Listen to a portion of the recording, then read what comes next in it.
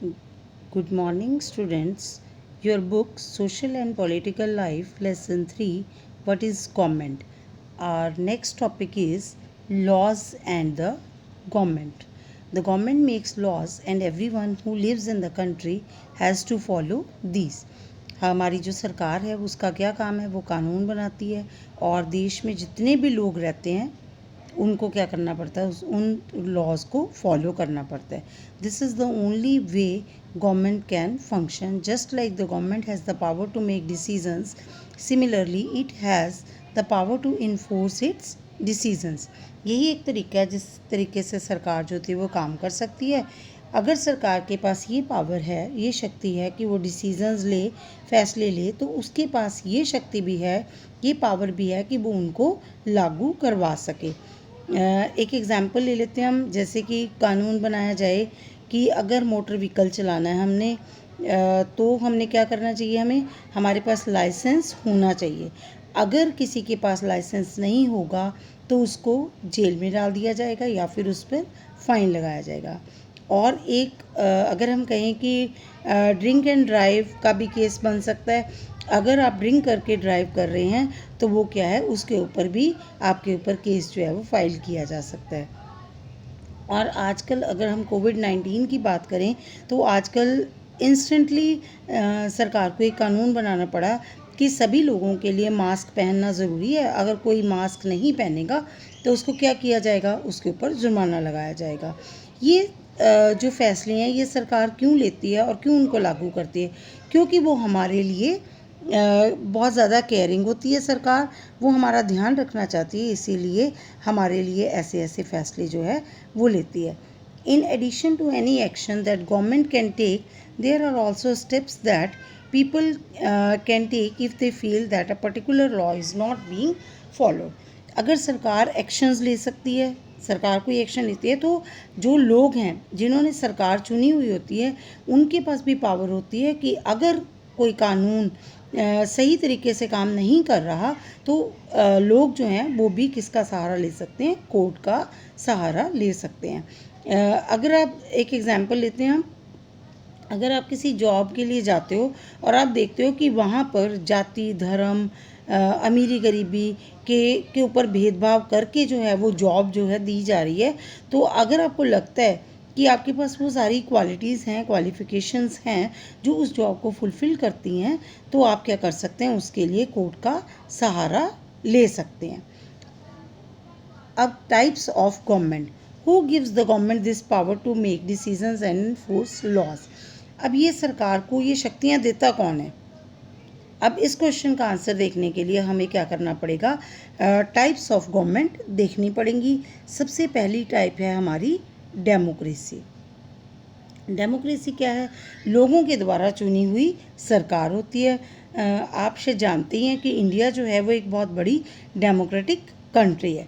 यहाँ पर क्या किया जाता है, लोग कैसे पावर में आते हैं कि इलेक्शंस किए जाते हैं. इलेक्शंस में फिर किसी पर्टिकुलर कोई भी कैंडिडेट हो सकता है, उसको हम वोट्स देकर उसको हम इलेक्ट कर लेते हैं. और एक बार अगर वो इलेक्ट हो जाता है तो वो क्या करता है, वो चुने हुए लोग जो होते हैं वो सरकार बना लेते हैं. और सरकार जो होती है वो क्या करती है, लोगों के बिहाफ पर फैसले लेती है, क्योंकि लोगों के द्वारा सरकार जो है वो चुनी हुई होती है. इसीलिए वो लोगों की ज़रूरतों को ध्यान रखकर ही सारे फैसले लेती है. Another form of government is monarchy.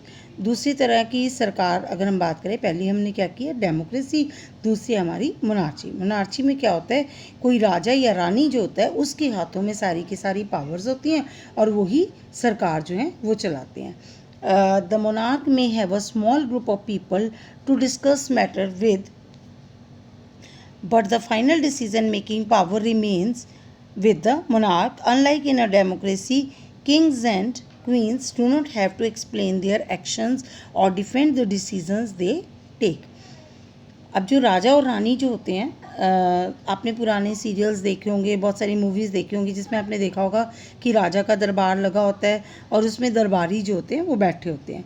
ये दरबारी जो होते हैं, जैसे अब हमारे मिनिस्टर्स हैं, अलग अलग डिपार्टमेंट्स उनको दिए होते हैं, ऐसे ही वो दरबारी जो होते हैं वो भी काम करते हैं.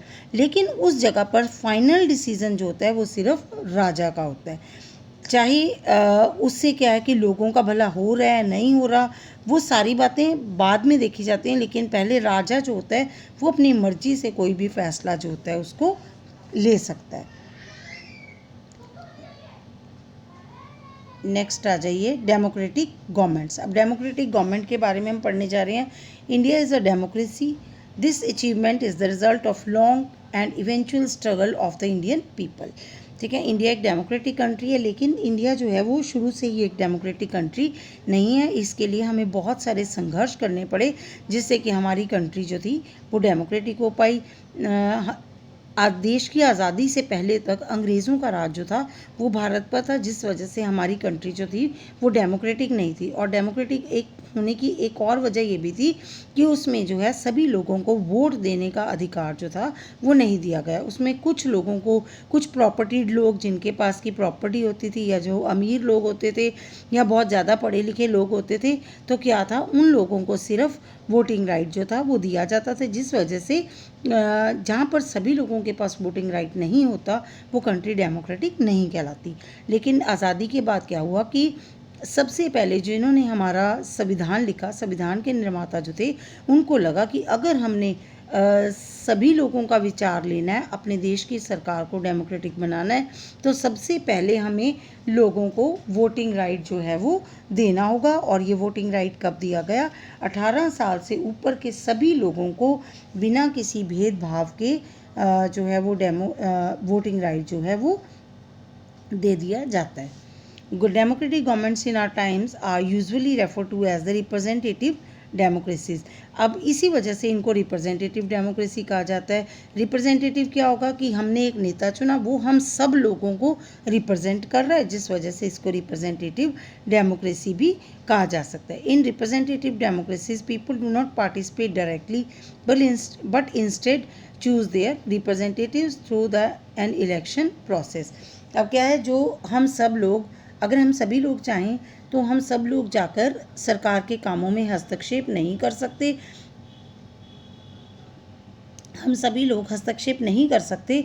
और क्या होता है कि हमारे जो चुने हुए नेता होते हैं वो क्या करते हैं, सरकार में हमारे लिए काम करते हैं, क्योंकि वो हमारी ही एरिया से जाते हैं, इसीलिए उन्हें हमारे बारे में पूरी तरह से जानकारी होती है, वो हमारी ज़रूरतों को जानते हैं, इस वजह से वो हमारे लिए आगे जाकर रिप्रेजेंटेटिव्स बनकर हमारे लिए काम करते हैं।